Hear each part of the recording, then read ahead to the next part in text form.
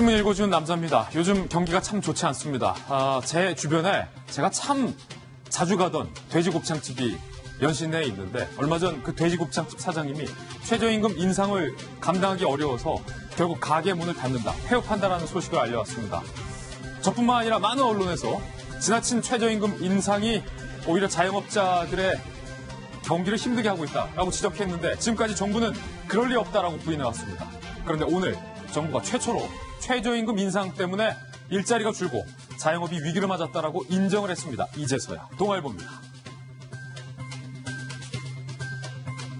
정부 최저임금 올라서 고용이 감소됐다. 처음으로 인정을 했습니다. 청와대가 인정한 것도 아니고 비록 고용부가 최저임금 현장 실태 보고서를 발행하면서 인정을 한 겁니다. 도소매 음식 숙박업에서 고용이 줄었다. 최근 2년간 29.1% 급격하게 오른 최저임금 때문에 자영업자들이 정말로 힘들다라는 곡소리가 난다는 사실 저희들이 재차 언론에서 보도해드렸는데 이에 대해서 청와대는 귀 닫고 눈 감고 있었습니다. 그런데 고용부가 정말 그게 맞냐라고 이제서야 집권 3년이 다 돼서야 실태조사를 했는데 실태조사 결과 상당히 많은 자영업 업종에서 일자리가 줄어드는 것으로 결과가 집계된 겁니다. 일각에서는 결국 정부가 최저임금 인상에 이제서야 속도 조절을 할 수밖에 없다라는 전망까지 내놨지만 글쎄요. 그럼에도 불구하고 정부가 정책 수정을 할지 의문이 되고 있습니다. 다음 신문입니다. 이번엔 조선일보입니다. 문재인 대통령이 어제 한미군 지휘부와 오찬을 가졌는데요. 여기서 단도미사일이라고 발언을 했습니다. 단도미사일. 단언컨대 단도미사일이란 미사일은 없습니다. 탄도 아니면 단거리라는 미사일만 있을 뿐이죠. 기자단이 대통령이 북한이 쏜 걸 탄도미사일로 드디어 인정을 한 거냐라고 재차 되묻자 청와대에선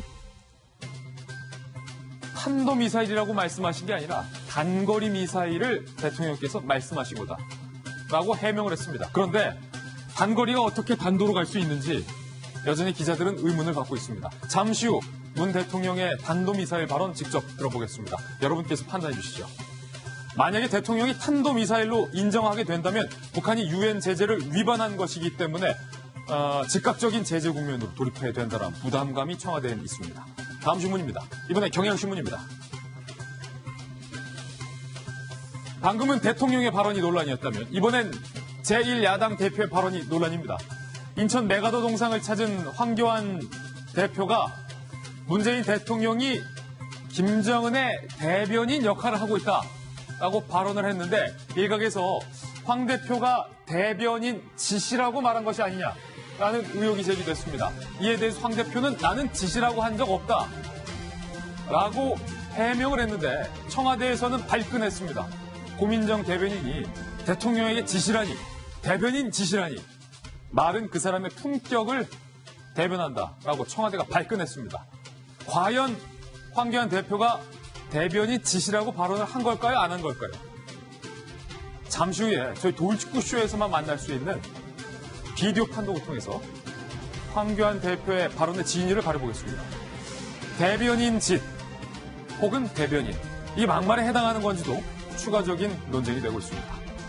다음 신문입니다. 이번엔 한겨레 신문입니다.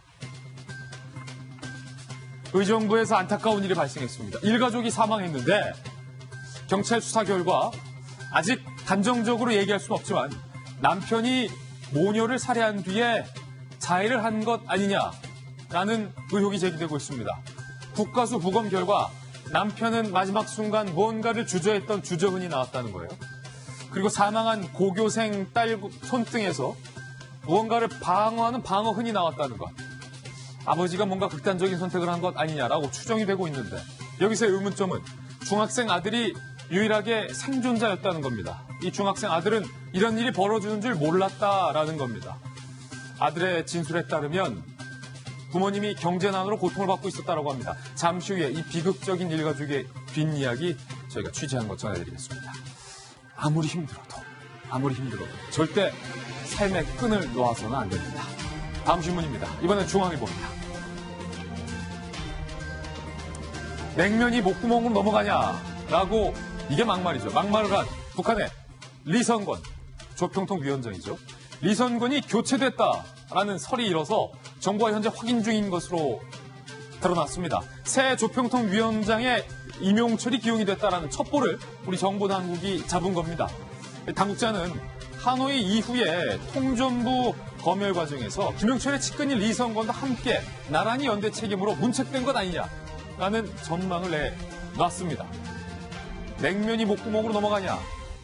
리선권의 막말에 정말로 많은 분들이 황당해했었는데 그렇게 오만했던 리선권도 결국은 교체되는군요. 잠시 후에 이 이야기도 오늘의 하프에서 다뤄보겠습니다.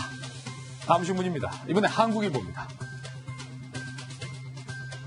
이 가운데 김현철 통일부 장관이 북한에 대해서 쌀 주겠다, 식량 지원하겠다 재차 강조했습니다. 이런 표현을 인용했어요. 배고픈 아이는 정치를 모른다. 사실 김현철 장관의 발언이 아닙니다. 레이건 전 대통령의 발언인데 식량 지원 발언을 인용하면서 북한에게 쌀 주겠다. 그리고 그건 인도주의다라고 재차 강조했습니다. 하지만 여전히 일각에서는 북한 사정을 고려하지 않은 퍼주기다라는 비판도 존재합니다.